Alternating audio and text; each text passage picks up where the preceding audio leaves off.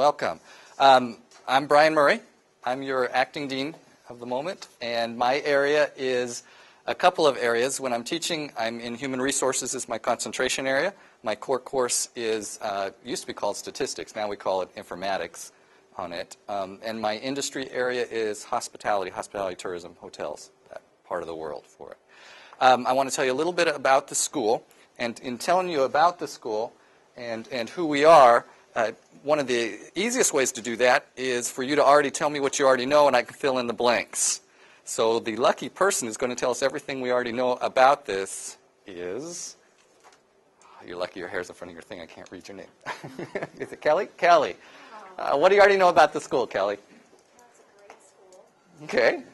I don't know that much. That's Okay. Here, so Excellent. Excellent. I'll turn it back to you. Okay. We'll see if we have one more person who can fill a couple more blanks, so I'm not doing all the talking. Don, what do you already know? I know it's Catholic University. Yes. Okay. He gets one answer right and he gets to stop. Anything else? That's all I know about the school. Okay. Wow, I've got a lot to talk about then. Let's talk about the university a bit, and then we'll talk more specifically about the college. The university, as Don pointed out, we're a faith-based university, a Catholic university. We're also founded as a liberal arts university, so that's kind of the core of thinking and the way the original programs at the university are designed, and it does color what we do as the College of Business. We approach studies like ethics maybe in a little different way than you would see at a school that was founded on engineering, for example. The university is composed of 4 units. There's the undergraduate Constantine College, which is liberal arts. There is the Braniff Graduate School, which is liberal arts. There's the School of Ministry, and then, of course, the College of Business. The School of Ministry, College of Business are really the 2 professional arms of the school, and the other 2 are the heart of the core studies of liberal arts for the university. As a Catholic university and a liberal arts university, we're an extremely well-regarded liberal arts university. We are a Phi Beta Kappa university, if you're familiar. Do we have any Phi Beta Kappa people in the room? It'd be unusual in a business room to have Phi Beta Kappas, but it can happen. Phi Beta Kappa is a distinction amongst universities in the area of liberal arts, and we were the youngest university over the 20th century to ever be designated as a Phi Beta Kappa university. So University House is extremely well-regarded university in that sense. College of Business. The College of Business is composed of really 3 major components to it. The Graduate School of Management, which we'll spend most of our time talking about tonight. The Undergraduate College of Business, which is a relatively new part of the college. It started in 2003. It is the largest undergraduate major at the university.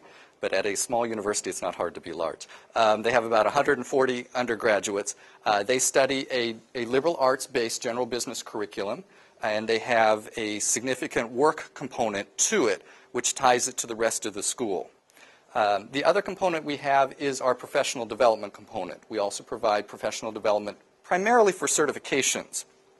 For example, some of you, do I have any CFPs, CPAs, I don't know how many other letters, PHRs, SPHRs. I got at least one in the room. We do that type of training through the professional development, and we have a professional development learning center up in Frisco. I don't know if you're familiar with it or you drive by it off from Warren Parkway or someplace up there as part of it. The Graduate School of Management is the largest component of our college. The Graduate School of Management is composed of approximately, give or take, 900 students that study in the MS and the MBA programs.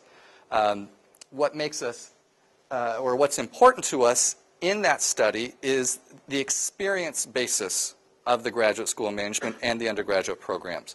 So the most important idea for us is the notion of experience. That's, it permeates what we look for in y'all. It permeates what we look for in faculty. It permeates how we design your curriculum. So in you guys, most of you are part of the concentration in MS majors. We also have 2 other tracks. We have an early career MBA that's based on having almost no experience, if any, and we have an experienced professional MBA that's based on having a great deal of experience in a single industry or a single profession. And their programs are designed to build on either having no experience and build them up, or on their particular experience. You're in, for the most part, most of you are somewhere in the mid-range of experience. You might have experience in the field in which you're trying to build further into, or you're using your education to jump fields to gain a different type of experience and build off differently from what you have. Maybe you're in marketing in one industry and you want to move to another or another profession on it. Experience of our faculty. Our faculty are selected based on having not only academic credentials, but also industry credentials. So each of your faculty members has an industry area. I mentioned earlier my industry area was in hospitality. I worked in hospitality human resources before going to graduate school. Our faculty come from a variety of industries and a variety of professions of the full-time faculty, and we also use professional industry faculty who you'll see in your classrooms. And they're selected because they are in particular fields or they practice in consulting to particular fields. That brings a certain contemporariness and a certain practice base to the classroom that otherwise might not be there. So experience fits in all the people you see, and then we build the education. And we'll talk tonight about how experience is a different education base than you might otherwise experience as you're going forward. What do we do? For you guys, we do very specific concentrated study as your majors or concentrations. We have 13 concentration areas and 3 major areas. Concentration areas, I think I heard most of them in the room tonight. You have accounting, you have business management, you have corporate finance, you have cybersecurity, you have IT, healthcare, human resources, global business, management, I already said management, marketing, sports and entertainment management, supply chain. Is it 11 yet? And cross-functional, 12. And there's somebody else in the room. I left out your concentration. I don't know which one I would have skipped. Which one? Management. I called it business management at first, but management on it. I want to talk for a second about cross-functional because this is probably the most cross-functional people I've had in one room that start out their program specific as cross-functional. Cross-functional, I heard a cross-functional over here too. I had a couple more back here. Cross-functional is a very specific concentration that allows you to customize to your particular needs. So I also heard a couple people say that they don't have a particular concentration chosen.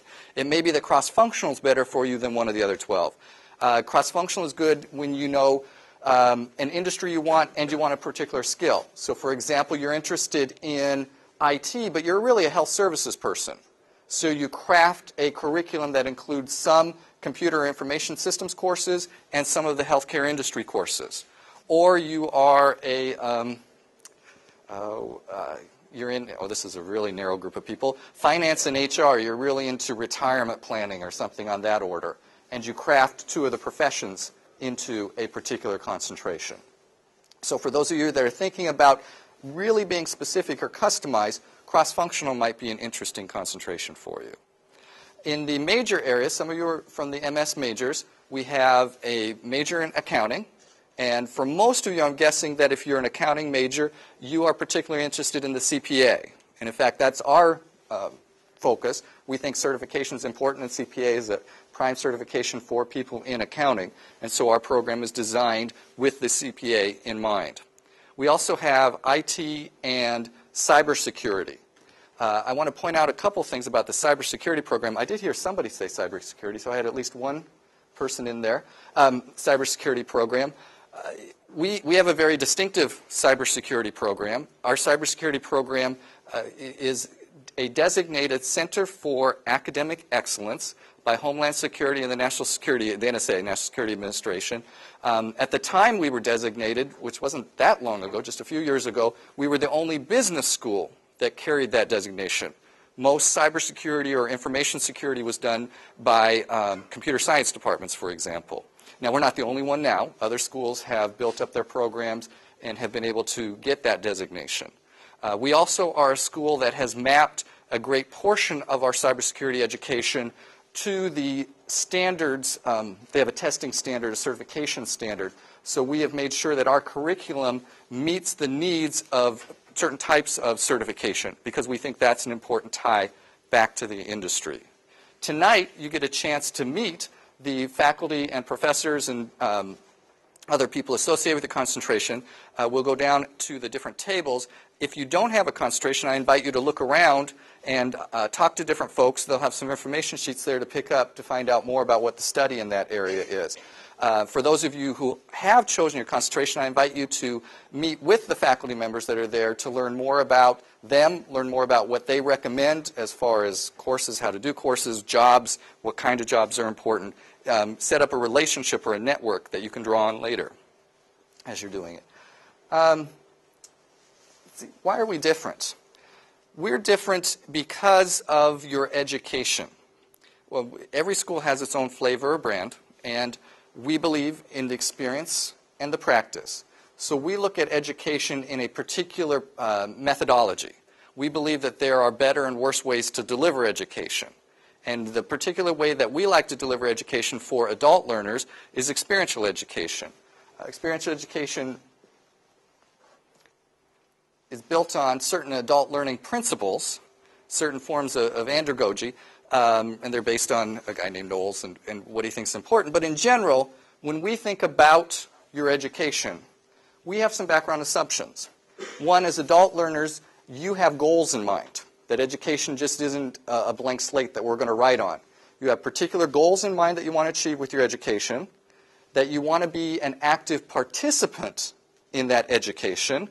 You want to make decisions about what you learn and how you learn and in what ways you learn. You have a background that you want to build that education on top of. Adults like to say, well, this relates back to this, and I've seen this before, so this makes sense to me because it looks like that. And adult learners make a lot of associations in that way. And so we believe that education, which helps you build on experiences, helps you make connections, that involves you in active learning, is a preferred way to do business education. Give you some examples of what that might look like. So if I were to talk about what's a classroom look like, what does practice-based or experiential education look like, what you see here, and it's a little dark to read, if this were a continuum of experiential learning from less intensive to more intensive. In some of your classes, you'll have surveys and scenarios and case studies that you work with. A little more intensive, all the MBA students will be at least one simulation-based class. Most of you will do some accounting and some finance modeling and some structured experiences. All of you will be involved in some intensive form of learning. The MBA students do a client-based capstone project, so that the entire course is built around that client and that client's needs and that client's project. The students in the MS program, if you're in the accounting, you have both individual and group-based field project.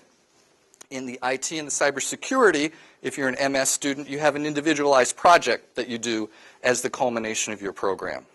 The key is you're always doing. You're engaged in the learning. You're trying something active that looks like the work in the workplace or is the work from the workplace.